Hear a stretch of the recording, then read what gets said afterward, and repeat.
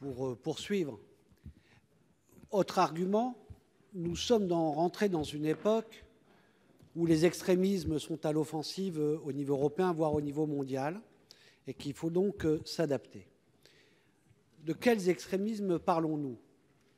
On parle de ces nationalistes, populistes, de Viktor Orban, de l'extrême droite au pouvoir en coalition en Autriche, de cette montée des extrêmes, d'ailleurs pas par forcément la rue, mais plus par les urnes.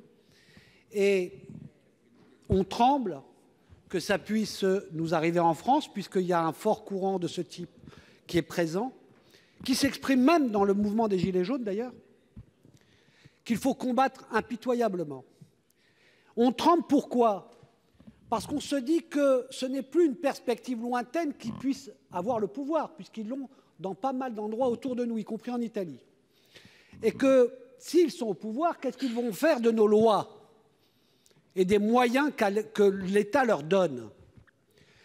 Et c'est pour cela que dans ce moment, la défense de notre État de droit et des libertés que nous avons acquises de manifester, de contester, de critiquer, de s'organiser, est fondamentale. Parce que ce seront nos armes pour nous défendre si des anti-républicains prennent le pouvoir. Et donc j'inverse la charge de votre preuve. C'est parce que nous sommes dans cette situation que nous devons faire beaucoup plus attention qu'avant à la garantie de nos libertés, parce qu'ils ont pris l'habitude, et dans l'histoire ça a existé, ils mettent le désordre dans le pays et ensuite c'est eux l'ordre.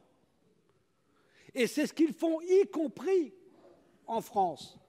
Demain, ils seront le recours d'ordre, même quand ce sont eux qui ont créé le désordre. Et ils font pression sur les démocrates pour qu'ils augmentent l'arsenal répressif qu'ils utiliseront demain contre les démocrates. Je vous prédis que c'est ça qui est devant nous si nous cédons.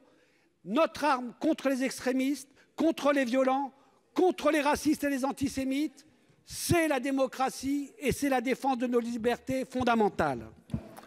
Merci. La parole est à Madame Marie-Noëlle Lienemann.